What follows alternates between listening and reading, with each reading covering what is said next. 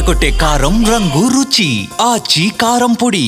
ఇరుసుమండల గ్రామంలో ఇన్సిడెంట్ జరిగినటువంటి అంటే ఫైర్ ఇన్సిడెంట్ జరిగినటువంటి ప్రాంతంలో ఎగ్జాక్ట్ లొకేషన్ వద్ద ఉన్నాం. ఒకసారి చూస్తే కనుక చాలా క్లోజ్గా మనం దగ్గరికి వచ్చి సిచ్యువేషన్ చూపించే ప్రయత్నం చేస్తున్నాం. ఆ రోజు ఘటన జరిగినటువంటి ప్రాంతం అంతా కూడా ఏ విధంగా ధ్వంసం అయిపోయింది ఒకసారి మనం చూడవచ్చు. ప్రస్తుతానికి నీటిని వెదజల్లే ప్రక్రియ అంతా కూడా కొనసాగుతుంది. ఒకసారి ఇక్కడ ఎగ్జాక్ట్ లొకేషన్లో జరుగుతున్నటువంటి ప్రక్రియ సంబంధించిన చూస్తే కనుక వాటర్ని వెదజల్లే ప్రక్రియ ఇదంతా. దీన్ని బ్లోఅవుట్ మీద చల్లడం ద్వారా దాన్ని వేడి తీవ్రత తగ్గించడం, రెండోది ఆ బ్లోఅవుట్ తీవ్రతను కూడా తగ్గించే ప్రయత్నం అయితే చేస్తూ ఉన్నారు. కానీ లోపల ఉన్నటువంటి రిగ్గులో ఇంధనం అంటే చమురు ఎక్కువగా ఉంది. గ్యాస్ కంటే చమురు ఎక్కువగా ఉండడం కారణంగానే బ్లోఅవుట్ అనేది చాలా ఎక్కువగా వస్తుందని నేను అధికారులు కూడా చెప్పారు. దానిలో భాగంగా వాటర్ని వెదజల్లుతున్నారు. ఇటువైపు నుంచి నిన్న ఉదయం నుంచి ఈ ప్రక్రియ కొనసాగుతుంది. అటువైపు నుంచి కూడా ఇప్పుడు తాజాగా మరి కాసేపట్లో ఇదే విధంగా వాటర్ని వెదజల్లుతారు. తద్వారా బ్లోఅవుట్ అనేది కంట్రోల్కి వచ్చే అవకాశం కనబడుతుంది. ఒకసారి చూస్తే ఆ రోజు జరిగిన ఇన్సిడెంట్, మొన్న జరిగిన ఇన్సిడెంట్ కారణంగా పెద్ద పెద్ద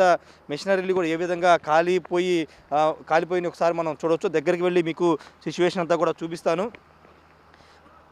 మొన్న జరిగినటువంటి ఈ సిచ్యువేషన్ అంతా కూడా చూస్తే కనుక ఇదంతా ఏ విధంగా కాలిపోయిందో మనం ఒకసారి చూడొచ్చు. పూర్తి స్థాయిలో మొత్తం అంతా కూడా దగ్ధమైపోయినటువంటి పరిస్థితి.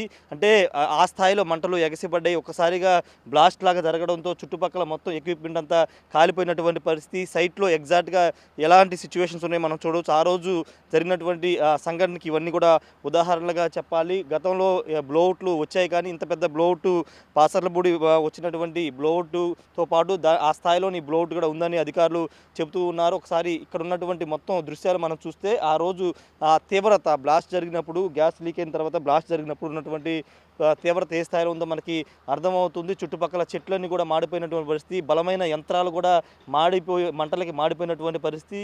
ఈ ఇన్సిడెంట్ ఊరికి దూరంగా జరిగింది కాబట్టి పెద్ద ప్రమాదం తప్పింది.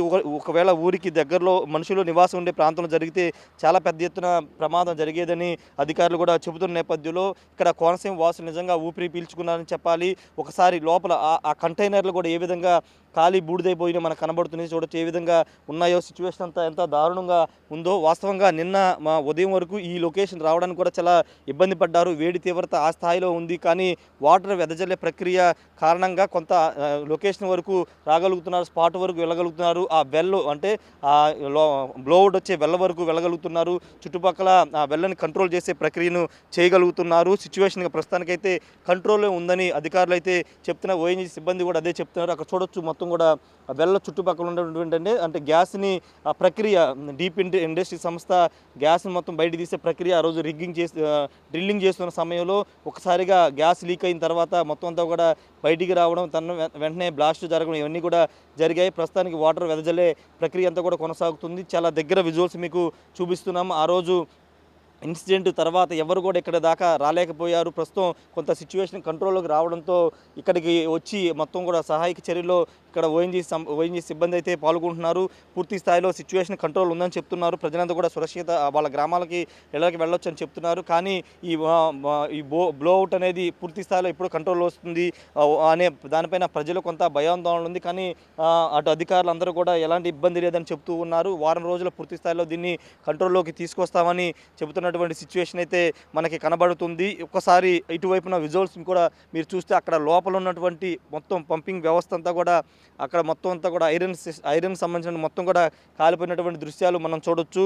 మొత్తం కూడా ఇది వాటర్ వెదజల్లడం కారణంగా కొంత బురదమయంగా మారింది. పైప్ లైన్లు అన్నీ కూడా పూర్తిగా కాలిపోయినటువంటి దృశ్యాలు మనం చూస్తున్నాము. ఎందుకంటే ఇలాంటి ప్రమాదాలు కోనసీమలో సర్వసాధారణంగా జరుగుతున్నాయి. కానీ ఒక నిర్లక్ష్యం అనేది ఖచ్చితంగా కనబడుతుంది. స్థానిక ఎంపీ, ఎమ్మెల్యే కూడా దీనిపైన కొంత ఫోకస్ పెడతామని చెప్తూ ఉన్నారు. ప్రజలకు రక్షణ లేకుండా పోతుంది. ఇన్సిడెంట్ జరిగినప్పుడు స్పందిస్తున్నారు తప్పించి మిగతా సమయాల్లో స్పందించట్లేదనే ఆరోపణలు వస్తున్న నేపథ్యం పూర్తిస్థాయి రక్షణ చర్యలు చేపట్టాల్సిన అవసరం ఉందని చెప్తున్నారు. ఏదేమైనప్పటికీ ప్రస్తుతం వాటర్ వెదజల్లే ప్రక్రియ అయితే కొనసాగుతుంది. మరోవైపున ఫైర్ వాటర్ పంపులను తీసుకొచ్చి వాటర్నిపై ఇంకా బలంగా వాటి మీద బ్లోఅవుట్ మీద వాటర్ని చల్లి ఫైర్ని కొంత కంట్రోల్ చేసే ప్రయత్నం చేస్తున్నారు. పూర్తి స్థాయిలో మంటలు అదుపులోకి రావడానికి, బ్లోఅవుట్ కంట్రోల్ అవడానికి వారం రోజులు పడుతుంది. కాబట్టి దానికి అనుగుణంగా స్టెప్ బై స్టెప్ ప్రాసెస్ ప్రకారం దీన్ని అయితే కంట్రోల్ చేయబోతూ ఉన్నారు.